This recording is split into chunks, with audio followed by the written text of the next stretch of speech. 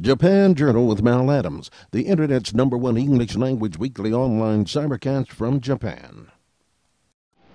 Good day, everyone, and welcome once again to this edition of Japan Journal, the update on the magnitude 7.3 quake that hit Northeast Japan. As an overview, a strong quake has hit Northeastern Japan. The meteorological agency says the 7.3 magnitude quake occurred at 5:18 p.m. on Friday, Japan time. It is now, at the time of this report, 9:49 p.m. The quake focus was 10 kilometers under the seabed off the Sanriku coast. The area was hit by a magnitude 9 quake and tsunami on March 11th of last year. At 6:02 p.m., a 1-meter high tsunami was observed in Ishinomaki City in Miyagi Prefecture, and then subsequently at 6:10 p.m., a 20-centimeter tsunami was observed at the Ofunato port in Iwate Prefecture. Shortly after 7 p.m., the meteorological agency lifted all tsunami warnings and advisories for the region.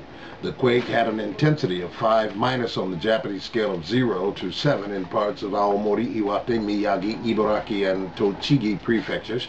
The smaller jolts were felt in Tokyo and in other areas. Friday's jolt probably was an aftershock of the March quake. According to the meteorological agency, the powerful quake is thought to be an aftershock of the massive quake that hit the region in March of last year. The agency says the latest quake took place on the east side of the Japan Trench, where 2 plates collide and one slides under the other.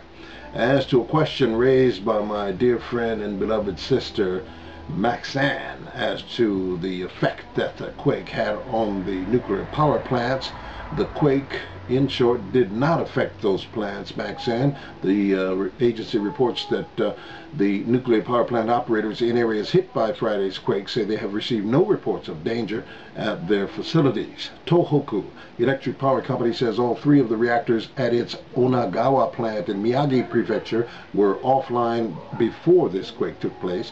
The company also says monitoring posts near the plant show no abnormal levels of radiation. The utility says another nuclear power plant in Aomori Prefecture shows no signs of trouble.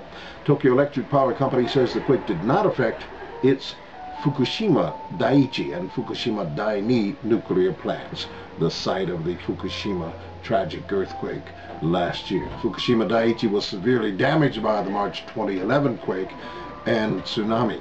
The utility says it has told nuclear plant workers to move to higher ground or buildings as a tsunami advisory has been issued to Fukushima Prefecture.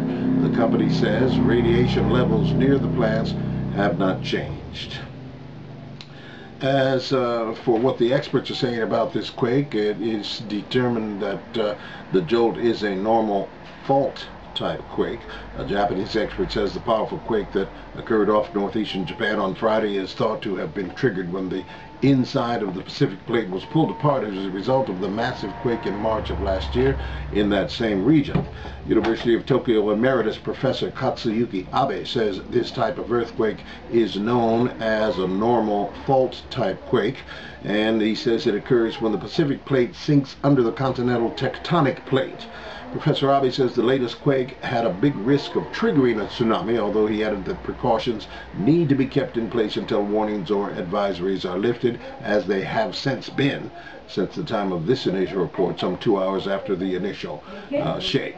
Abe says the frequency and magnitude of the aftershocks from last year's massive quake are on the decline, though there is still a chance of another tremor as powerful as the one that took place here this evening. So that's going to do it for the updates. We will keep you posted. Looks like that may wrap up this particular story. So we don't have any information as to any casualties and no assessment of damage as of yet. But if anything develops before the time we expire for the evening, we will update you as best we can. So that's going to do it for this edition of Japan Journal, the English language #1 weekly online cybercast from Japan. I'm Mal Adams. Thank you for watching. Japan Journal with Mal Adams, the Internet's #1 English language weekly online cybercast from Japan.